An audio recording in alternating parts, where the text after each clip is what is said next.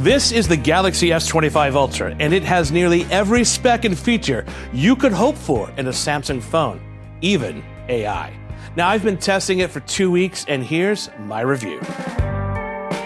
Samsung's launch of the Galaxy S25 Ultra mainly focused on AI features, the best of which are interesting and the worst of which are unreliable.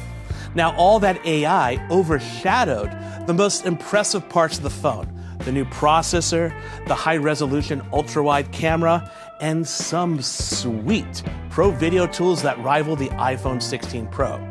Samsung kept all the best parts of last year's Galaxy S24 Ultra, basically the entire phone, but some of the worst parts too, like the $1,300 price. Now, here are 5 things I like about the S25 Ultra and 3 that I don't. All right, let's start with number 1, the screen. Samsung increased the Ultra's screen real estate an extra 1/10 of an inch to 6.9 inches thanks to thinner bezels. This, along with an anti-reflective coating, make the S25 Ultra screen my favorite on any phone. Content looks immersive, even something as mundane as a news or social feed. Now, using it outdoors for photos is fantastic because it's bright and the lack of glare doesn't interfere between me lining up a photo and actually taking it. Number 2, the new 50 megapixel ultra-wide camera is simply amazing for a phone. The lens hits this sweet spot between distorting things enough in frame to look dramatic without going all warped edges and fisheye. The higher resolution sensor captures a lot of detail. The dynamic range is good, but still a step down from the 200 megapixel main camera. The S25 Ultra's ultrawide doubles as a macro lens, allowing it to get very close to a subject while keeping things in focus. It even crops the image's frame to match that from the main camera. Number 3. At the heart of the S25 Ultra is a custom version of the Snapdragon 8 Elite chip and 12 gigabytes of RAM. In everyday use, animations look smooth, video games play without stutters, and AI runs quickly. In benchmark tests for the CPU, the S25 Ultra scored higher than any phone we've ever tested, including the OnePlus 13 and iPhone 16 Pro. And the same was true when it comes to benchmark tests for graphics. Now, keep in mind, you won't necessarily take advantage of all this power right now. But as more AI features roll out, or as new versions of One UI and Android are released, this phone should be able to handle anything that you throw at it for years.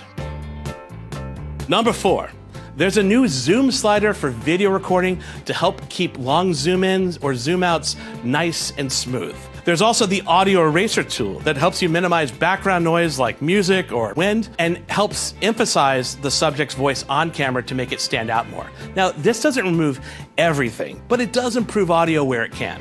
All right, I'm in a coffee shop. There's a lot of people. It's very loud. There's some music playing, and I thought this would be a good chance to try out this new audio feature for removing unwanted audio sound in your videos. So I'm recording this. I'm going to say a few more things. The arsonist has oddly shaped feet. The Human Torch once denied a bank loan. So let's see how Samsung and its AI can make this sound better. Samsung improved nighttime video capture, especially when I compare shots against the S24 Ultra. Though phone video recorded in low light on any phone is still okay at best. The S25 Ultra can record video in log. Now, this is aimed at filmmakers and creative types, and most people will likely never even try this out. Log video looks flat and desaturated, but it retains more image information for highlights and shadows, and this allows for a greater flexibility when you're editing colors and exposure after the fact.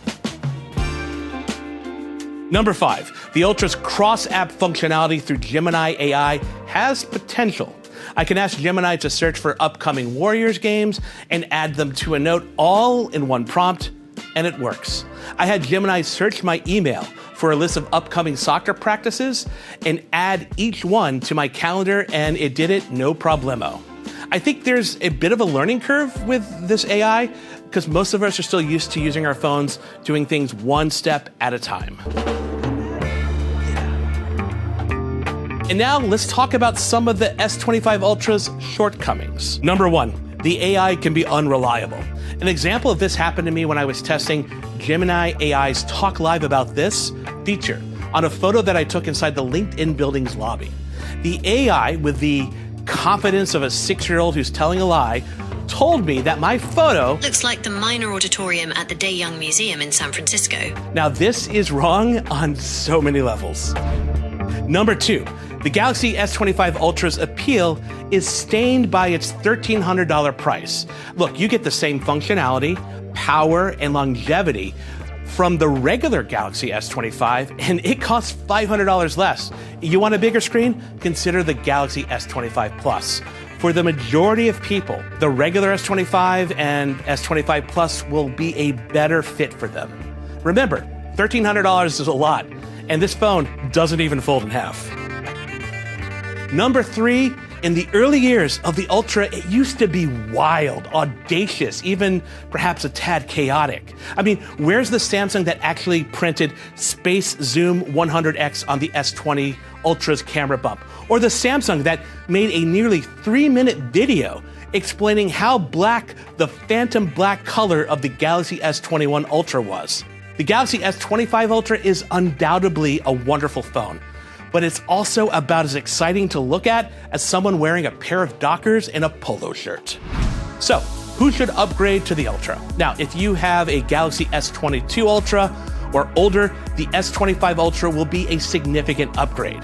Now, it's harder to make that same case for the S23 Ultra because unless your phone's battery is ailing or you can score an incredible deal or discount, you should otherwise just sit this one out.